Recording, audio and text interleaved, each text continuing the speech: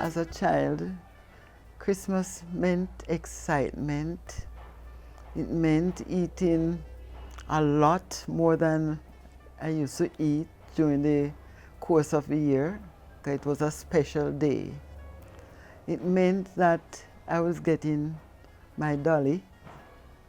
It meant that I was getting ice cream and cake and pudding and soda. It meant that I was going to hear a lot of music, Christmas music. Very early in the year, they plan what rooster they're going to grow, what pig they're going to kill, what goat they're going to slaughter, and they raise those goats specially for Christmas. And like maybe a month or so before Christmas, they would purify the chicken and the goats and the pigs. By the chicken especially, they feed them with vinegar and other things to make sure that they purify and ready, and whatever they do to the pigs and the goats and so on. And all of those things were planned in advance. They do all of those things in preparation for Christmas. And in Micheltown, we had maybe quite a few Christmas traditions. The churches, usually the young people in the churches usually go caroling after holidays, after the school give holidays. Every morning at 5 they would get up and carol right through the district.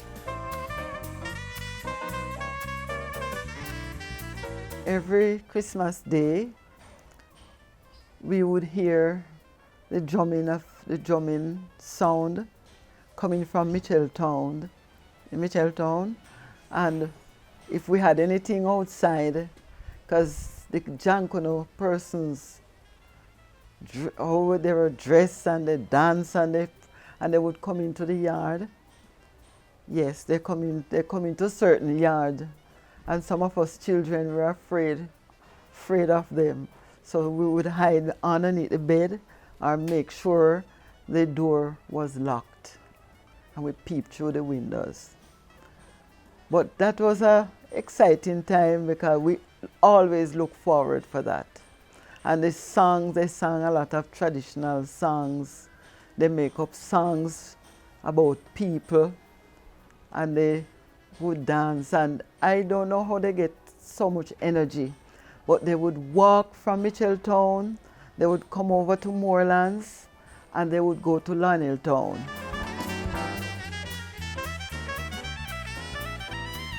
During the Christmas season, any little thing that happened in the district, it would end up in the borough as a song. They make up songs about people, whatever they do during that Christmas season.